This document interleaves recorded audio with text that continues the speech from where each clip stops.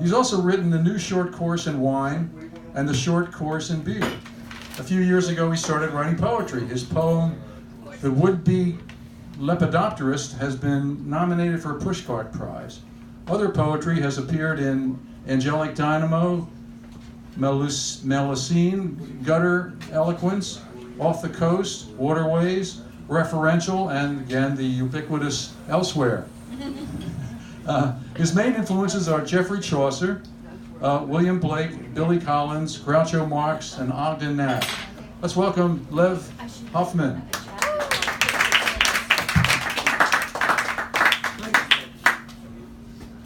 Thank you. Thank you. So it's Valentine's Day. Every year we waste this perfectly good opportunity to say something about love. What we really end up doing is we talk about the symbols of love, we talk about bad wine with bubbles, we talk about boxes of chocolate, we talk about heart-shaped greeting cards, but we never talk about love. So tonight, I'd like to do that. Let me start by introducing myself just a bit. I am a small and ugly man. It's a curse for which I'm grateful. Stunted eye to eye with lowly things, homely and gnomish in the garden that I plant, intending, licking, tickling, caressing, fixing kisses to my stray share of beauty.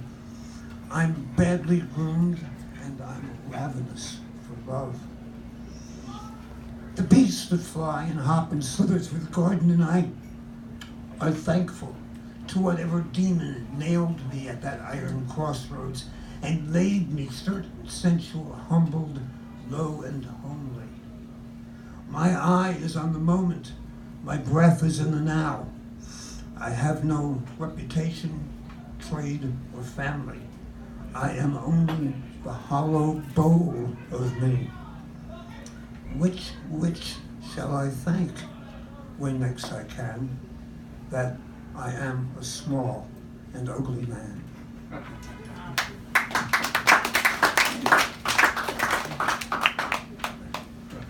Timeline. I think that you and I have been flirting for 5 or 6 years, and I think that if we were going to live for 2 centuries or so, that in a year or 2, I would ask you to dance. And you would say, maybe later. And then the next spring, I would offer you a pine bough, and you might throw it in a pot with a pound of malt, and that in a slow ferment of a decade or so, we might find in the fragrant gas around our heads a glue that would, a centimeter at a time, bring our lips closer together, so that when the decades passed, we might kiss in year-long licks, just like we were always meant to now.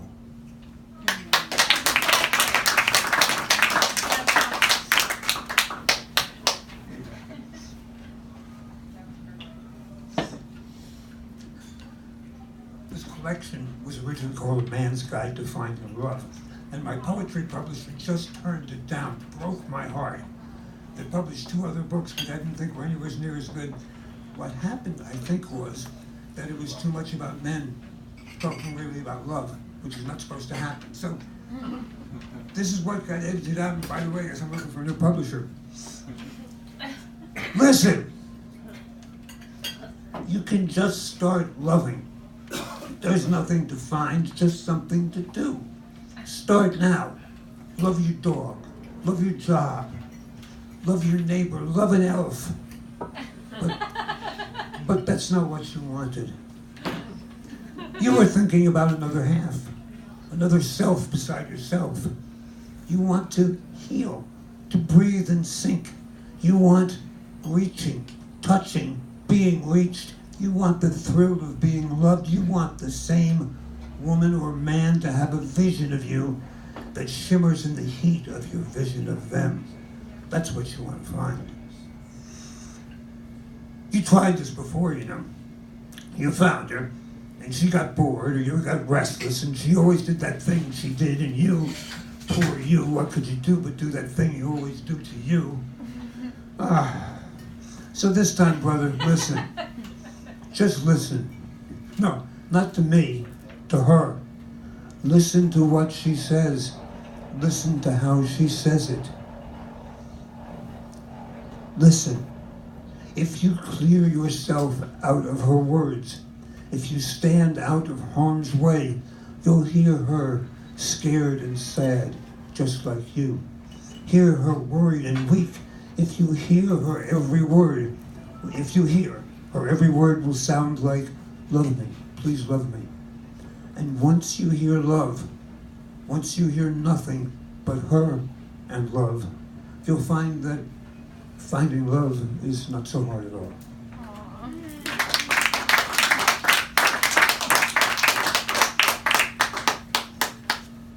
And now my address to the other gender. When you are ready to fall to, when you are ready to call out for love, a man will make himself ears to hear you. He will beat scrap metal and chewing gum into a horn to listen, just to listen to you. When you are ready to reach out for love, a man will weave a line from the shreds of his own wounds and make a loop. He'll throw it just to reach you. When you are ready to open yourself to love, a man will come digging, smelting, pounding, and forge you a key that fits, just fits. And when you think that this is more love than could ever be, more than you could swallow, a man will turn to you and ask how he could love you more. Pretty mushy, huh?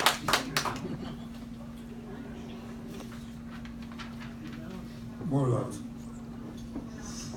This is a man's guide to finding love. It's titled Poetry Collection. Here's the secret. If you want love, you don't call it in, you put it out. Love loves love, brother man. Remember the last time you were love-torn? Love gone bad or not going at all? Remember that hollow feeling in the middle? Makes you sort of sick, makes you sort of sad. That middle spot was made for love. Made to tingle and simmer and pucker with love. Love's bait for itself. It swallows its own tail. Loving love will get you love, my love. Don't worry about her or him. Go to that place in you and feel love. Let it stir you, soak you. Let it fumigate your rafters. Let it saturate your hull. Let there be so much love in you that it spills out to the drapes and across the floor.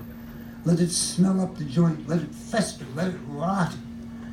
Let it make so much love in your heart and your head that there is a room for nothing else. Imagine loving, breathing out love. Love each stranger. Love strangers still. Love your still unloved sweet self. Spread love any place where it can stick and dry. Trowel it in the joints around your eye. And you will find, my brother, that love loves love, that you loving you and you loving others attract more love than you create. And when you are drunk on the love you feel, you will blink and see her or him or them staring at you, longing, dizzy, stoned and blinded to everything except astounding you in love.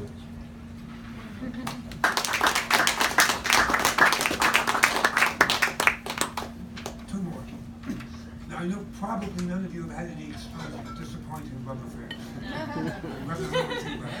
So I thought to balance the general equation, I would say something about this, okay? All right? If anybody starts to feel faint, the bartender's guys. Before you open the doors. When I think of you, I think of doors and hinges moving, generously greased. I think of rooms I never would have entered. Would not have bothered to look inside had you not shoved a hip or placed a forearm, turned the knob, and shown me the strange range of spaces where you lived, the places where the air smelled of light. I think of loving and living to learn. I feel my feet solid on the ground. I hear my voice come up from my belly. When I think of you, I grow a little big enough to turn the knob myself and hold the door for someone else. When I think of you, I think of doors. I think of how much bigger my house has grown. I think of what love means now and how a stranger is somehow much less strange. I think of comforts that I have and worries that I've lost. I think of the sounds my laughter made when I saw how big, how live, how textured my world could be. I saw my work on fire in the space between us, and still, when I think of you, I think of the door that slammed shut one day, the door that blocked me from the sunshine and so turned, the door that closed on my fingers, the door that shut me out, that makes me cry. Taken all together, I'm grateful for the way you opened up the cramped and stilted confines of my life, and still, but still, I hate that bolted door, and I will love forever the one who closed it.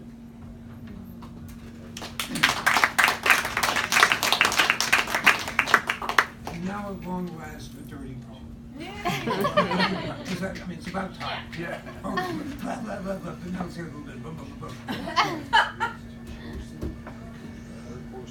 It is called I have come, but I am not done. I have come, but I am not done. I have designs I hope to trace on you. Little filigrees on your shoulders. Petroglyphic signs for your ass and thighs. There is a scale I would like to play around your ears. There is a nibble, waiting, and a whispery scrape on tap, and of course, my hands are heading for your wetness, hoping to do to you when we're together what you do to you when you're alone. And after that, when you shudder and close your legs and make that whimpering sound you make as the thrill goes past, then when you have come and think we're done, I will start again slowly, as if it didn't matter, as if time were only measured in your size, as if space were only where your skin pressed against my hands. I have come, but I am not done making love to you.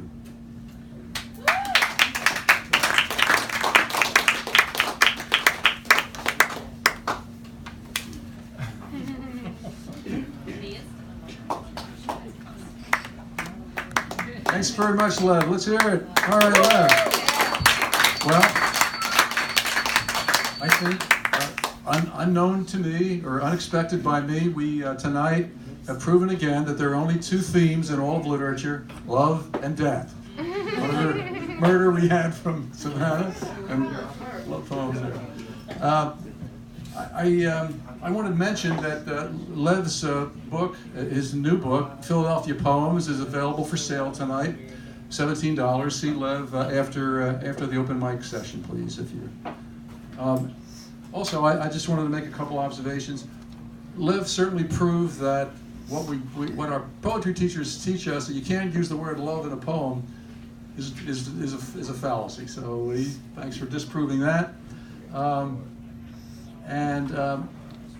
There's a word that he used tonight that, well, it's not a word, but it was one of the more expressive words. The words leading up to were something like, "You'll again do that thing you do." Which, really, it's out of context, but it got to me. And the phrase "between sick and sad," that middle spot, is a great piece of a pearl that I took from the reading. So thank you very much, Lev. We have the open mic. We have 6 people signed up.